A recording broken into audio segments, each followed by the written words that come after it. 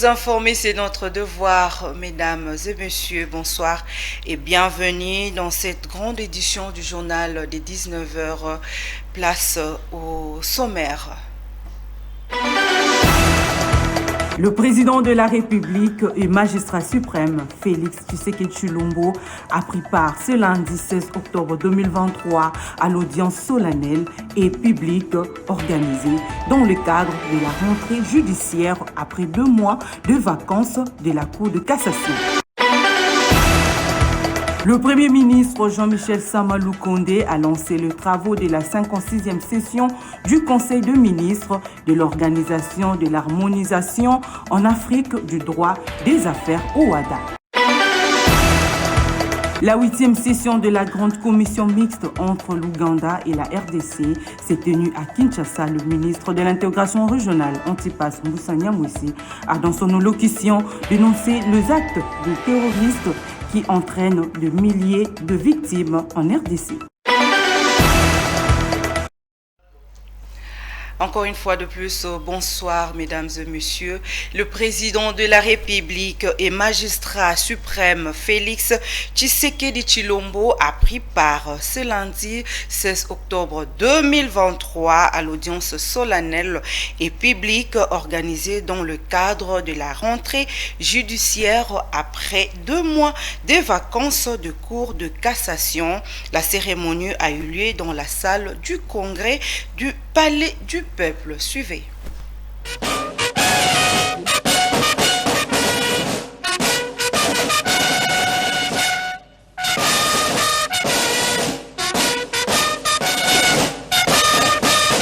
En présence du chef de l'État et le magistrat suprême Félix-Antoine Tshisekedi Tshilombo, la Cour de cassation a tenu sa rentrée judiciaire ce lundi 16 octobre 2023. Dans son allocution, le premier président de la dite cour, Ndomba Kabeya Eli Léon, a témoigné sa profonde gratitude au magistrat suprême pour la confiance placée en lui dans la lourde mission de redorer le blason longtemps terni de la justice au sein de l'ordre judiciaire. De son côté, le procureur général près de la Cour de cassation, Firmin Vonde, a dénoncé les trafics d'influence déclinés sous ces différentes formes qui caractérisent la justice congolaise à ces jours. Il a invité les acteurs judiciaires à la répression de cette pratique. Pour rappel, conformément à l'article 64 alinéa 1 de la loi organique numéro 13/011-B du 11 avril 2013 portant organisation, fonctionnement et compétences des juridictions de l'ordre judiciaire qui dispose, le 15 octobre de chaque année, la Cour de cassation se réunit en audience solennelle et publique au cours de laquelle le premier président prononce un discours, le procureur général une mercurielle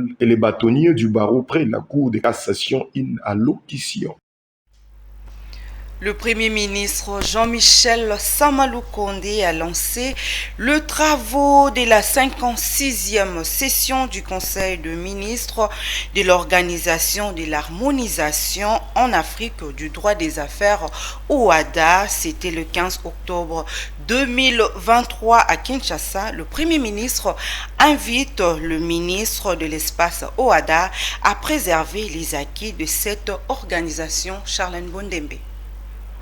Mesdames et messieurs les ministres, votre séjour à Kinshasa, pour la 3e fois consécutive, en l'espace de 8 mois, est la traduction de votre ferme volonté d'accomplir notre vision partagée d'unification du droit des affaires afin de renforcer l'harmonisation de nos cadres juridiques, de favoriser le commerce intra-africain et encourager les investissements sur notre continent en vue d'attirer des capitaux frais pour la croissance de nos jeunes économies.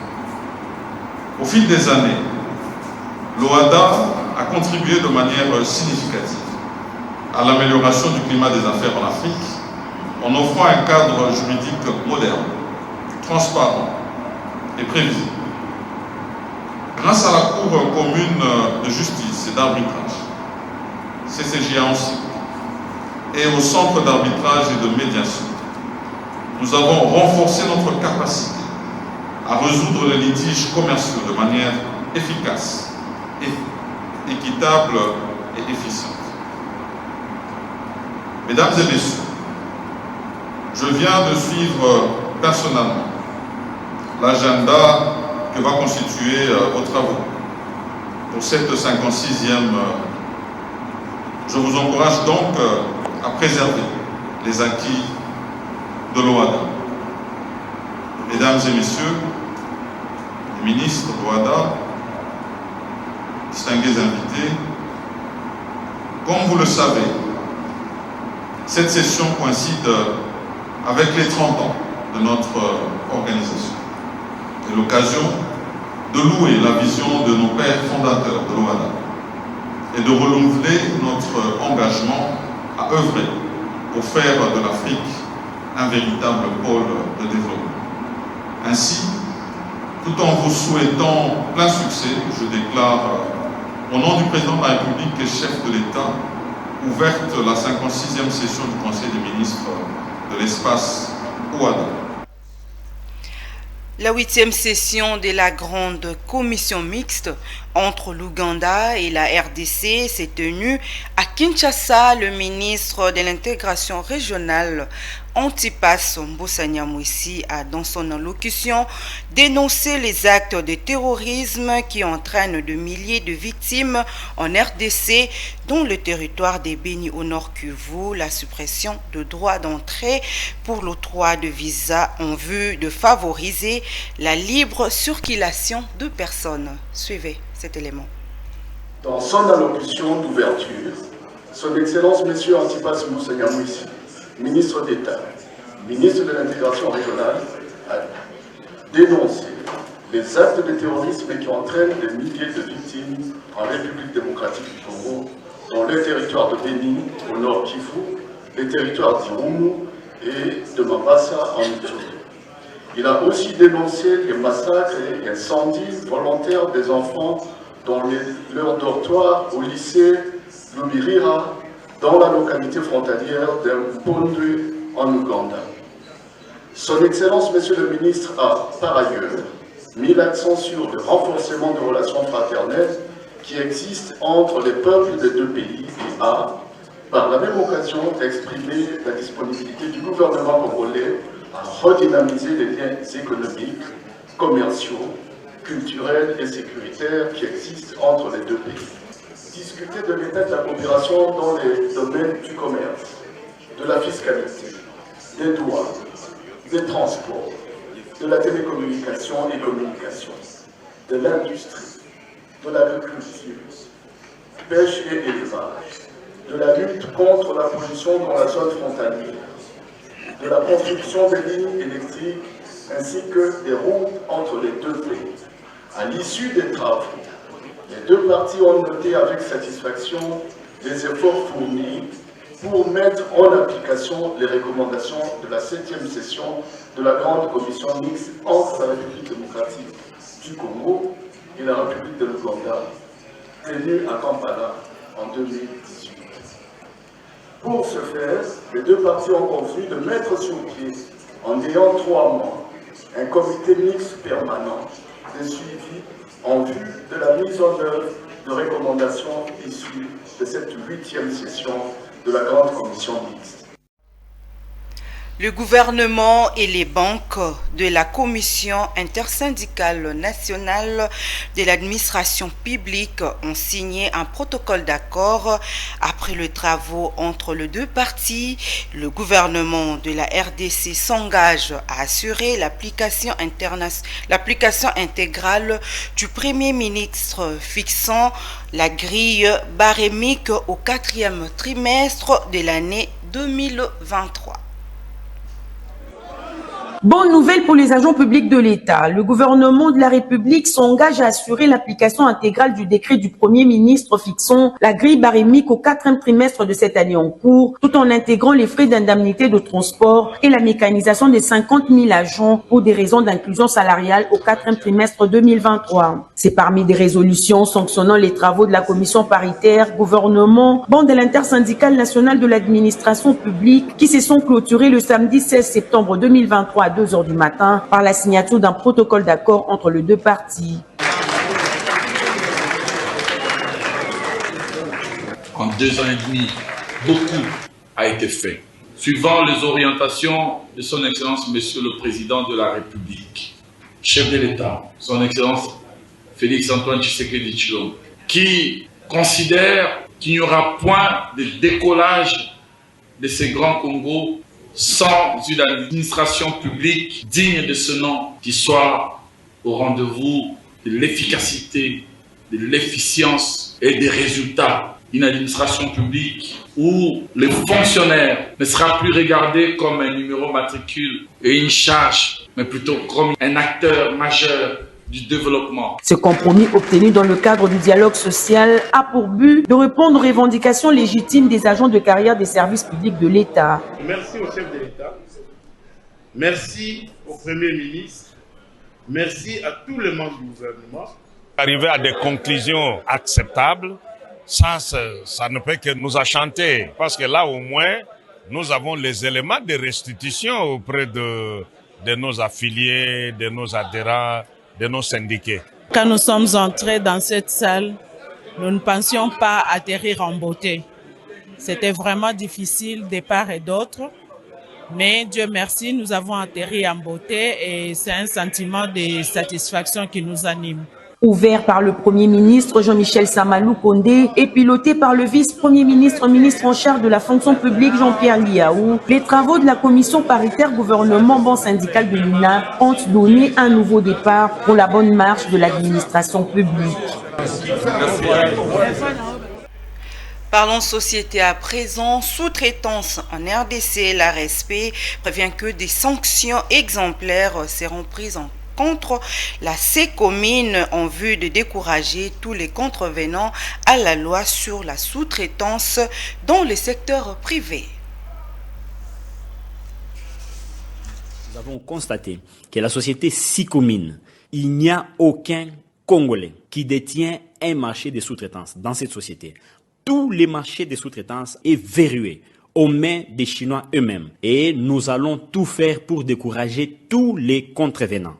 Ce n'est pas un combat contre les Chinois, mais il y a d'autres sociétés où les Chinois détiennent des parts. Par exemple, la société Kamoa, il y a une fusion entre le groupe Ivano et le groupe Zijing, mais il y a quand même la loi qui est respectée.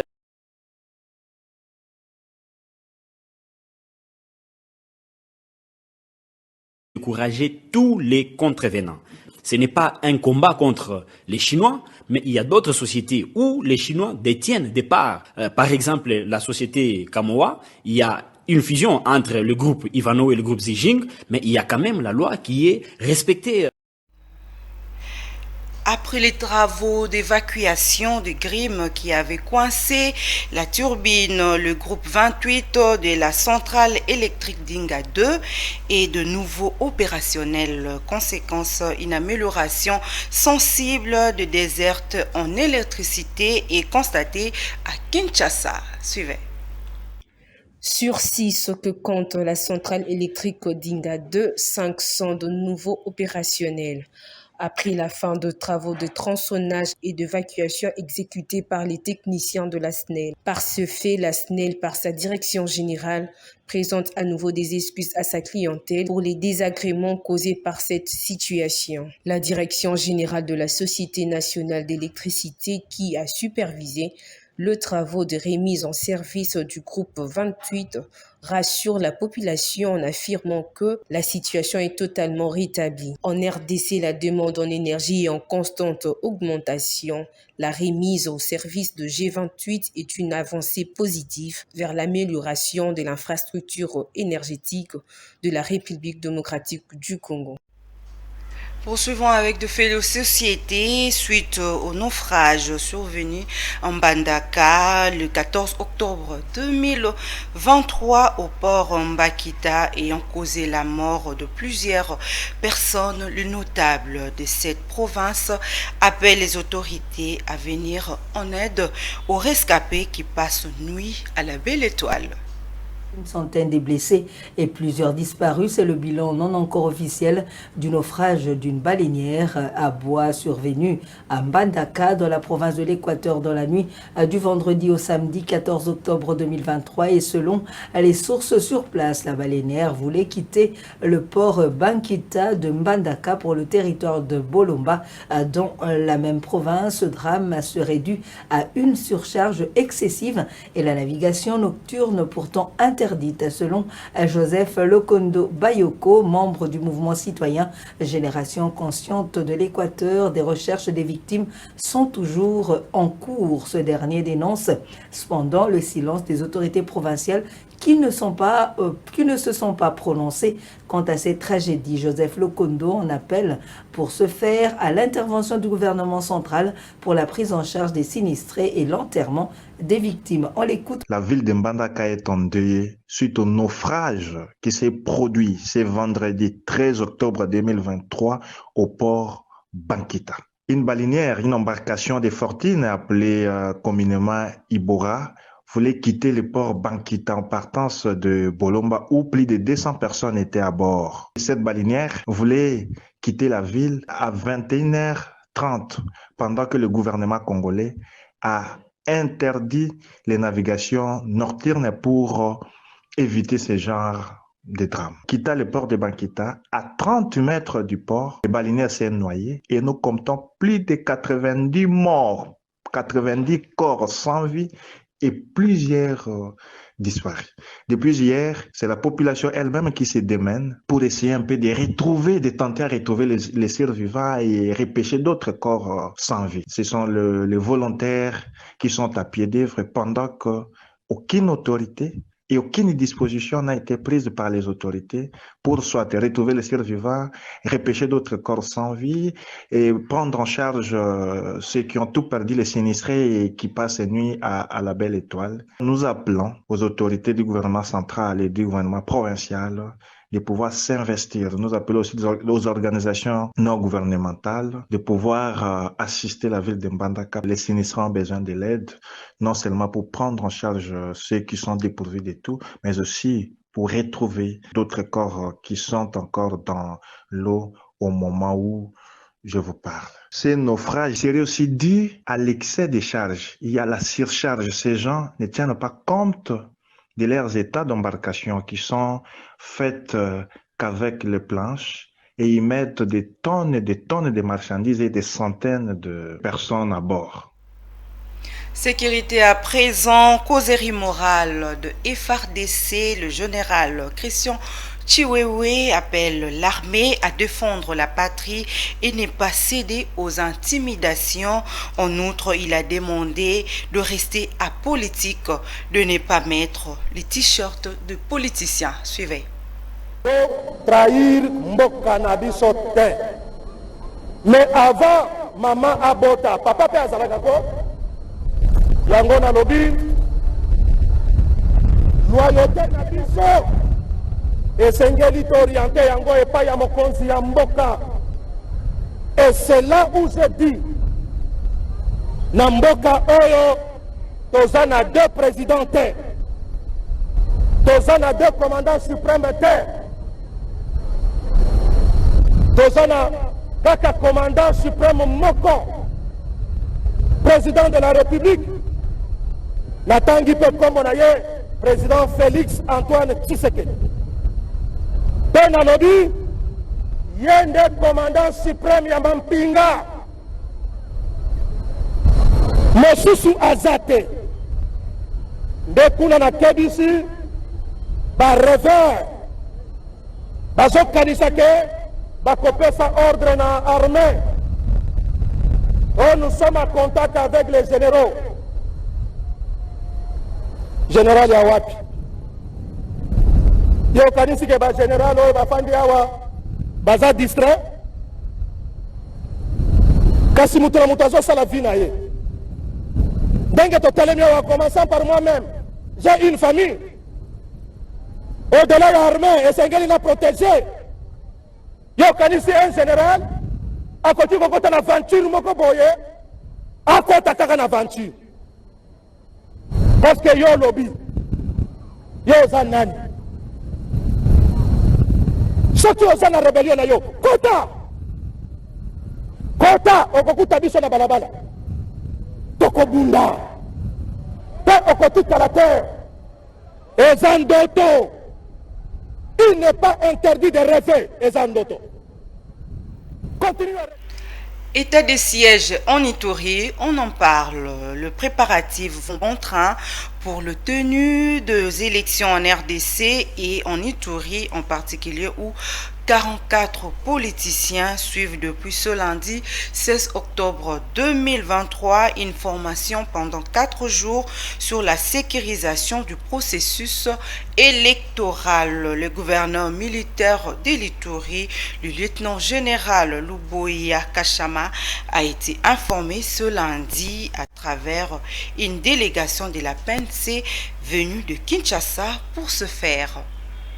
À 2 mois de la tenue des élections en République démocratique du Congo, le parti prenant s'active pour un aboutissement erré de ce processus. 40 policiers seront renforcés en capacité dans une formation de formateurs sur la sécurisation du processus électoral durant 4 jours à Bunia. Ceci pour couvrir l'ensemble de la province. Une formation qui bénéficie de l'appui technique et financier de la police, de la MONUSCO et du PNID. L'annonce a été faite ce lundi 16 octobre 2023 au gouverneur militaire de l'Ituri, le lieutenant-général Luboya Kachama Johnny, par une délégation de la direction des écoles et formations de la police nationale congolaise, venue de Kinshasa, en tête le commissaire supérieur principal, Nyembo Ramazani Séraphin. La formation ici concerne toutes les catégories de la police.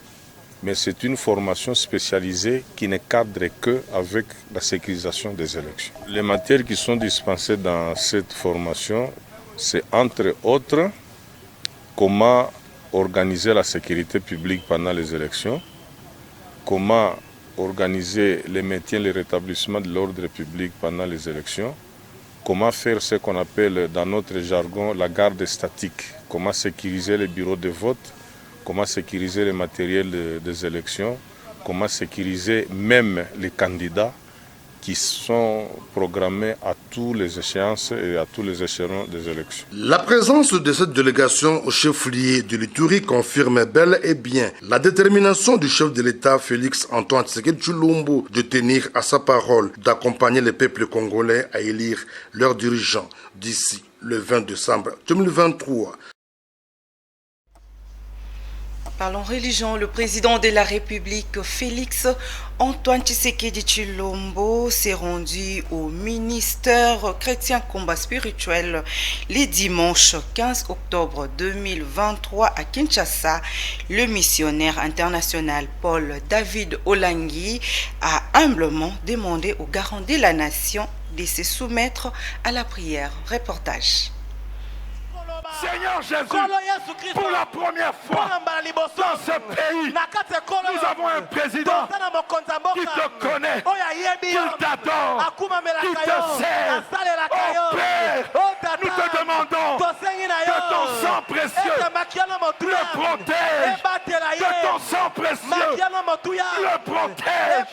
Nous le demandons ce soir, que le sang de l'agneau qui a coulé à Golgotha protège le président de la République, tout son entourage, qui leur donne l'intelligence, la sagesse qu'il n'a jamais donnée avant lui et après lui, afin qu'il reste pour les générations futures une référence que lorsqu'il était passé, il a mis sur orbite la RDC.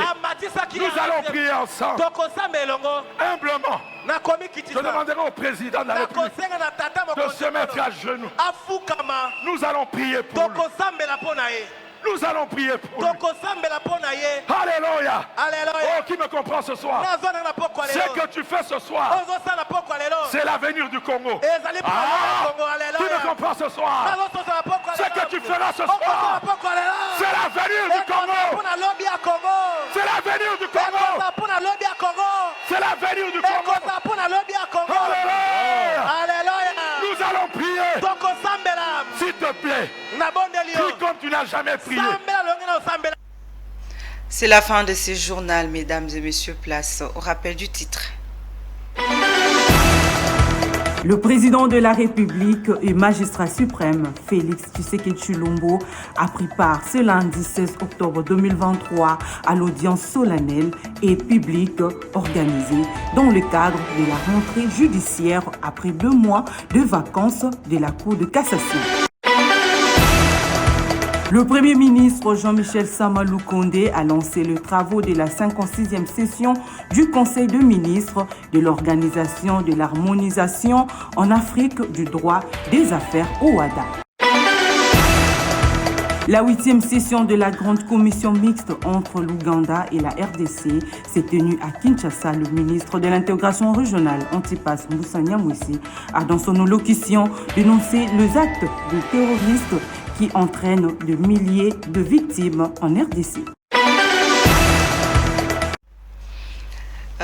Page rose, la rédaction de Ambé Télévision souhaite un heureux anniversaire à la journaliste Priska Siamwanza. Que toute le merveille du monde soit sur toi en ces jours de ta naissance. Que Dieu te bénisse. Mesdames et messieurs, merci d'avoir suivi cette journal. Au revoir.